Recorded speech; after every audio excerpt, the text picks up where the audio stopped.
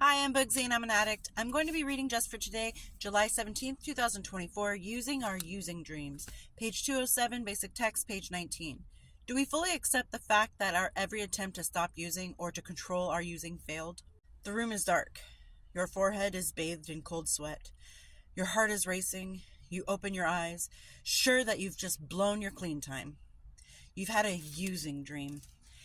And it was just like being there. The people, the places, the routine, the sick feeling in your stomach, everything. It takes a few moments to realize it was just a nightmare, that it didn't actually happen. Slowly, you settle down and return to sleep. The next morning is the time to examine what really happened the night before.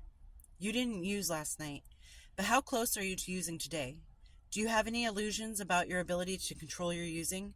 Do you know, without a doubt, what would happen once you took that first drug? What stands between you and a real live relapse? How strong is your program, your relationships with your sponsor, your home group, and your higher power? Using dreams don't necessarily indicate a hole in our program. For a drug addict, there's nothing more natural than to dream of using drugs.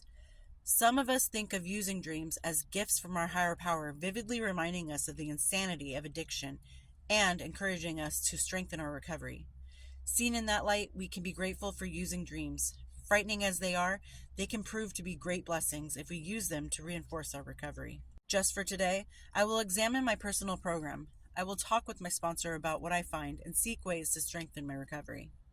This is something I've talked about before in the past, and what I call them are pipe dreams.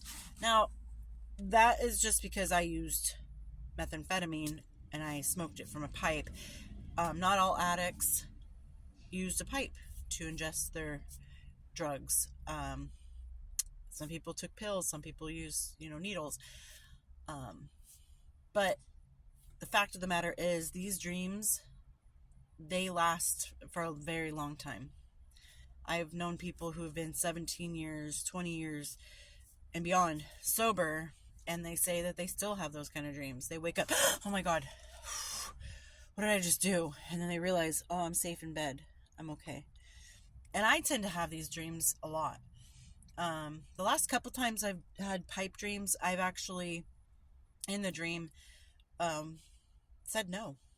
There was one time I was like in a bathroom, like a public bathroom or something, and someone was like, hey, do you want to take a hit? And I looked over the stall. I guess I was a creeper. And I was like, no thanks. And I left. And then the next time I had a dream, somebody that I know doesn't use was sitting there using and was like, here, we got to hide this. And I was just like, I took it from them and I was like, what are you doing? No. And I told them no. In those dreams, I'm like, wow, I got this, at least I can say no in my dream. In a dream that you can't be hurt, I still said no, but I do have those dreams where in my dream, I'm literally thinking like, what the am I doing right now? Oh my, all that hard work to get out of that hole. And I just blew it up in smoke. I just ruined everything. I just relapsed. Oh my gosh, people are going to find out. Or I'll dream, people don't need to know. They won't notice. It's fine. And it really bothers me.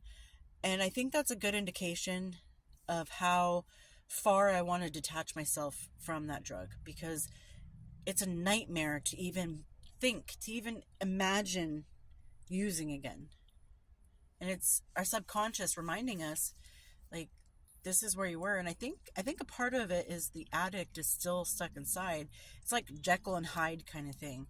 When we were addicts, when we were actively using, we were Hyde. Yeah, Hyde. And Dr. Jekyll was on the inside, like, I'm stuck. I can't get out. Like, I'm pleading with Mr. Hyde to let me out. And now that the dynamic has switched, and now we're back to being Dr. Jekyll, and Hyde is stuck inside of us, sometimes when we ignore that so much that our subconscious gets hijacked by the Hyde that's inside of us, and is like, hey, remember this, remember? And I think it's a good indication when you feel upset that the dream had you relapsing. And when you feel upset because deep down that's not what you want, that's not who you are, and all that I've worked for just got blew up in smoke and it's all gone. And I can't believe I just did that. Look at all the people I'm gonna disappoint. Look at my life. It's gonna be destroyed. All this stuff. And then you wake up and you're like, oh God, it was just a dream. Oh my gosh. I mean, I think it's a good stark reminder to keep yourself going in recovery. Because if your subconscious and your dream and imagination can make you feel that upset for hypothetically using or imaginary use, imagine what would happen if you did that in real life. How bad you would feel.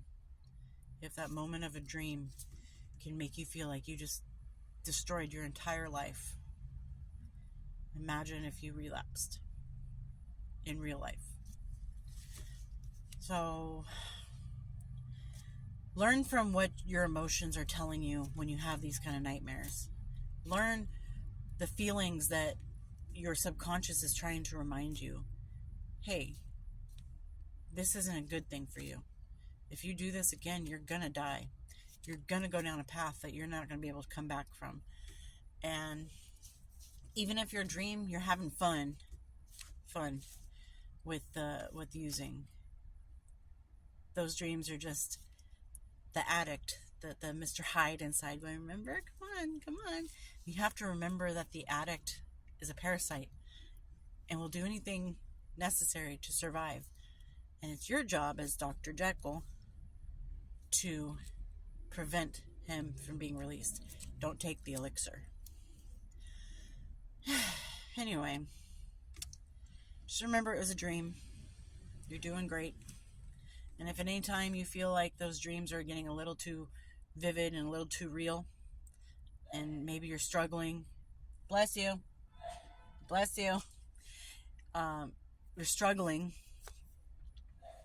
bless you, okay, get it together, then just reach out to somebody and ask for help. Share your experience. Don't be ashamed that you're having these dreams, or these nightmares rather, because you're not the only one who has them. So even in dreams, you're never alone, never again.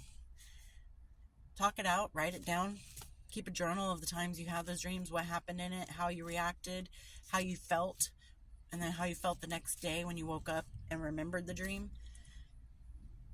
Maybe it'll keep you on a better track of understanding on where you are in your recovery and your mental state in said recovery.